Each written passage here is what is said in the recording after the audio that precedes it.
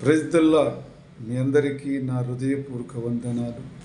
మీరందరూ సంతోషంగా ఉన్నారని, ఒక దినము మన ప్రభు మనకిచ్చి మనలందరినీ ప్రేమిస్తూ తన దీవెనలతో తన ఆశీర్వాదముతో ప్రతి కుటుంబాన్ని ఆశీర్వదిస్తున్న గొప్ప దేవుని బట్టి ఈరోజు నేను కూడా సంతోషించాలి కదా. మరి ప్రభు ఒక వారం అంతా మనందరినీ కాపాడి మరి ప్రభు చిత్తములో ప్రభు కృపలో పునరుత్థాన దినం మనకి ఇచ్చినందుకై ఈరోజు సంతోషిస్తున్నావా? సజీవులకులో ప్రభునాములో ఎంతో ఆనందం, సంతోషం. ఎందుకంటే ఒక్కరోజు జరుగుటే ఎంతో గొప్పతనం కదా. ఒక్క క్షణమైన ఆయన చిత్తం లేకపోతే, ఆయన కృప మన పట్ల లేకపోతే మనం ఎట్టివారమో తెలియదు కదా. అయితే ప్రభు మన పట్ల ప్రేమించి పునరుత్థాన దినమిచ్చి ఆయన సన్నిధికి మనందరినీ ఈరోజు నడిపించుకుంటూ సన్నిధిలో ఉండి ప్రార్థించటానికి ప్రభు ఇచ్చిన కృపను బట్టి నేను కూడా సంతోషించాలి, ఆనందించాలి. కాబట్టి ఈరోజు ప్రభు మనందరినీ ప్రేమిస్తూ ఇచ్చినట్టు వాగ్దానము ఎఫెసీయులకు రాసిన పత్రిక 4వ అధ్యాయము 32వ వచనం. ఒకని ఎడల ఒకడు దయగలిగి కరుణా హృదయులై క్రీస్తునందు దేవుడు మిమ్మును క్షమించిన ప్రకారము మీరును ఒకరిని ఒకరు క్షమించుడి.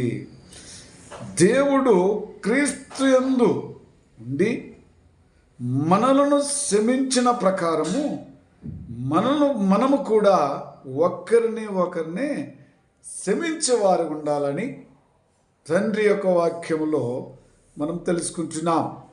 మరి కాబట్టి ప్రియమైన సహోదరి సహోదరులారా, ఈరోజు ఒకని ఎడల ఒకడు దయగలిగి కరుణ కలిగి అలాంటి హృదయము కలిగి సమాధానముతో మనము కలిసి నడుచుకోవాలని వాక్యము ద్వారా ప్రభు మనతో మాట్లాడుచున్నాడు.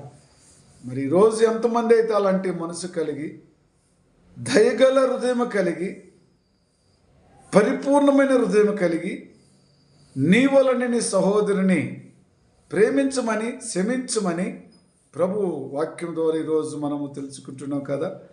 మరి ఈ యొక్క పునరుత్థాన దినం ఎంతమంది అయితే ఆయన సన్నిధిలో ఉంటారో క్షమించలేనట్టు వారు ఉంటే వారిని క్షమించాలి. మాట్లాడకుండా నిలిచిపోయి ఉంటే తిరగ మాట్లాడాలి. దేవుడు ఏం చెప్తున్నాడంటే, యేసు ప్రభును తండ్రి ఎలా ప్రేమించున్నాడో మిమ్మల్ని కూడా అదేవిధంగా నేను ప్రేమించుచున్నాను. మరి ప్రేమించున్న దేవునికి ఈరోజు ఎంతో మనము దగ్గరగా ఉంటున్నామా? మన పక్కన ఉన్నట్టు మన సహోదరులకు కూడా అలాంటి మంచి స్వభావంతో కలిసి మనం ఉంటున్నామా? అలా ఉన్నట్లయితే దేవునికి మహిమ కలిగినట్టుగా మీరు జీవిస్తున్నారని, ఖచ్చితంగా దేవుని సంతోషపెట్టేవారు ఉంటున్నారని మనము మరి దేవుని యందు ఒక నమ్మకము విశ్వాసముతో బ్రతకాలి కదా. దేవునికి స్తోత్రం. కాబట్టి మీరు సమాధానం బంధము చేత ఆత్మ కలిగించు ఐక్యతను కాపాడుకున్నట యందు శుద్ధి కలిగిన వారై ప్రేమతో ఒకరినొకడు సహించుచుండాలి. అవును కదా. కాబట్టి మీరు పిలువబడిన వారు మరి ఐక్యత కలిగి ఉండాలా, ప్రేమ కలిగి ఉండాలా, సమాధానం కలిగి ఉండాలా. అది ఎలాంటి సమాధానం అంటే ఆత్మ సంబంధమైన సమాధానంతో ఉన్నట్లయితే ఐక్యత కలిగి జీవిస్తారంటున్నారు. ప్రియమైన సహోదరులారా, ఆయన అంటున్నారు, మీరు పిలువబడి ఉన్నారు కాబట్టి మీలో సమాధానం ఉండాలి. ఆత్మ సంబంధమైన మరి మనస్సు కలిగి మరి ఆయన చెప్పినట్టుగానే దీన మనస్సుతో ప్రభుతో కలిసి మనము జీవిస్తామా?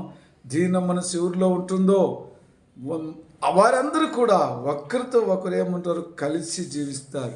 ఈరోజు మరి ప్రభు చెప్పినట్టుగా క్షమించేవారుగా మనం ఉండాలి. ప్రభు మనల్ని క్షమించినారు. ఎన్నో పాపములు చేసిన మనల్ని క్షమించి మనల్ని ప్రేమించి మనల్ని ఒక్కొక్క రోజు మనకు ఆవసి పొరిగించుతూ మనందరినీ ఆశీర్వదిస్తూ జీవిస్తున్నట్టు గొప్ప దేవుని బట్టి ఈరోజు నువ్వు సంతోషిస్తావా?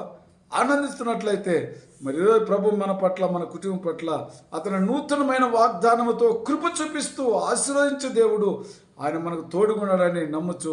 చిన్న ప్రార్థన చేసుకుందాం.